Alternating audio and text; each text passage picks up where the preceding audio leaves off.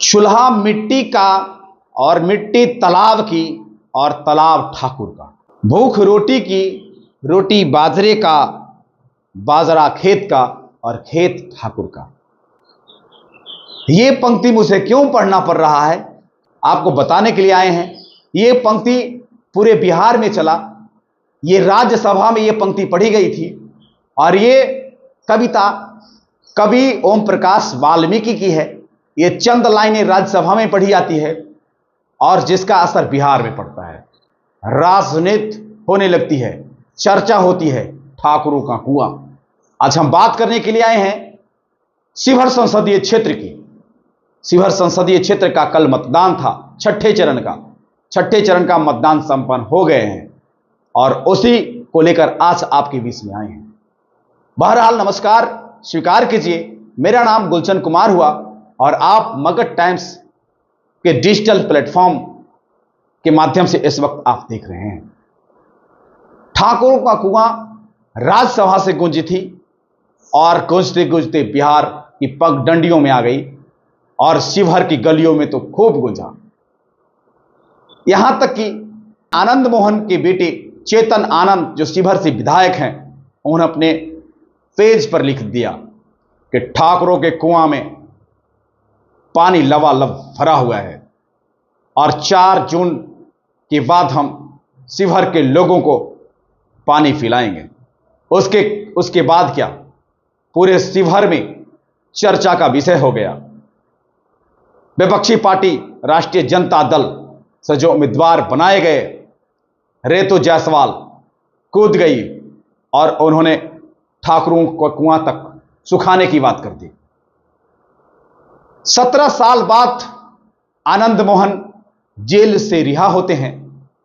उसके बाद मुख्यमंत्री नीतीश कुमार से मुलाकात होती है, पार्टी की सदस्यता लेते हैं। पार्टी की सदस्यता लेने के बाद शिवहर संसदीय क्षेत्र से उनकी पत्नी लवली आनंद को उम्मीदवार बनाया जाता है। वहीं दूसरी तरफ आरजेडी पार्टी के उम्मीदवार रेतु जायसवाल आती है जो वैश्य समाज से आती है और आनंद मोहन राजपूत समाज से आते हैं। अब क्या, पूरे चुनाव में एक तरफ ठाकुरों का कुआं का पानी लबालब की बात हो रही थी, दूसरी तरफ ठाकुरों का कुआं को सुखाने के लिए लोग लगे हुए थे।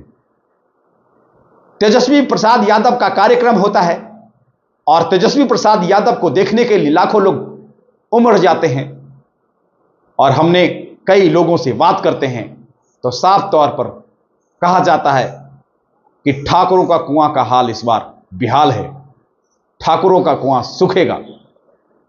बहरहाल नीतीश कुमार के अति पिछड़ा वोट, वही बात करें तो राजपूत समाज, भूमिहार समाज, ब्राह्मण समाज, पूरा फॉरवर्ड और नीतीश कुमार का अति पिछड़ा वर्ग ठाकुरों का कुआं को लबालब भरने में लगे हुए, कोई कसर नहीं छोड़ा।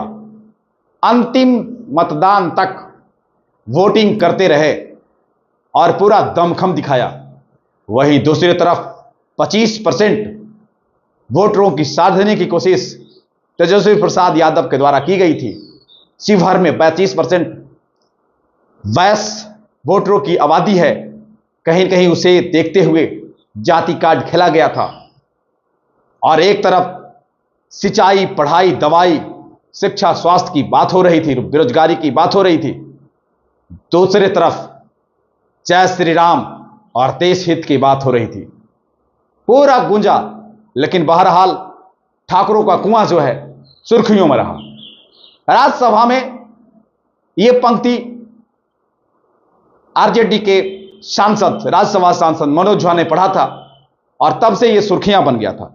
मैं आपको चंद लाइनें सुनाऊंगा। ठाकुरों का कुआं, चूल्हा मिट्टी का, मिट्टी तालाब की, तालाब ठाकुर का। भूख रोटी की, रोटी बाजरे की, बाजरा खेत का, खेत ठाकुर का। बैल ठाकुर का, हल ठाकुर का, हल की मूठ पर हथेली अपनी। फसल ठाकुर की, कुआं ठाकुर का, पानी ठाकुर का, खेत खलिहान ठाकुर के, गली मोहल्ले ठाकुर के, फिर अपना क्या गांव शहर देश। ये चंद लाइनें ओम प्रकाश वाल्मीकि की है और इस पंक्ति के माध्यम से राजनीति शिवहर संसदीय क्षेत्र में हुआ। जिस तरीके से कल मतदान हुआ, फॉरवर्ड बनाम बैकवर्ड, अगड़ा बनाम पिछड़ा, और जो उम्मीदें लगाई जा रही थी वैश्य वोटरों पर आरजेडी पार्टी की निगाहें थी, वो कहीं न कहीं कारगर साबित हुआ। जिस तरीके से मतदान कल हुआ उससे साफ तौर पर अंदाजा आप भी लगा सकते हैं कि वहां लड़ाई दो उम्मीदवारों के बीच में कड़ी है, कड़ी टक्कर है। दोनों उम्मीदवार आमने सामने हैं, कांटे की लड़ाई है।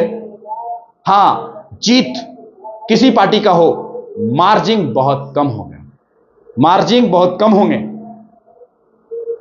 एक तरफ तेजस्वी प्रसाद यादव ने विकास का दावा किया और उनके उम्मीदवार रेतो जायसवाल ने शिक्षा, स्वास्थ्य, गरीबी, अमीरी की बात करते हुए उन्होंने कह दिया गरीबी किसानों की, गरीबी मजदूरों की, गरीबी बेरोजगारों की, गरीबी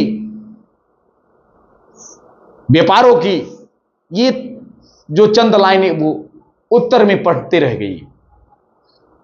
अब बहरहाल जिस तरीके से वोटिंग डाले जा रहे थे, कुछ रुकावटें आई। 241 और 242 बूथों पर कल मतदान में लोग जो है विरोध प्रकट किए। सड़क नहीं रहने के कारण मतदान नहीं कर रहे थे रीगा क्षेत्र में, लेकिन रीगा के पूर्व विधायक कांग्रेस पार्टी के अमित कुमार टोन्ना ने भरसक प्रयास किया, लोगों को लुभाने में और समझाने बुझाने में कामयाब हासिल किया और फिर बाद में वोटिंग लोगों ने दिया। बहरहाल अब देखना होगा कि ठाकुर का कुआं सूखेगा या ठाकुर का कुआं जिस तरीके से लबालब भरने का प्रयास किया गया है, ये तो आने वाले वक्त बताएंगे। अब 4 जून को स्पष्ट होगा कि आखिर ठाकुर के कुएं में कितना पानी। आप देख रहे थे मगध टाइम्स। इस वीडियो के प्रति आपकी क्या राय है, अपनी प्रतिक्रिया कमेंट बॉक्स में जरूर देंगे। धन्यवाद।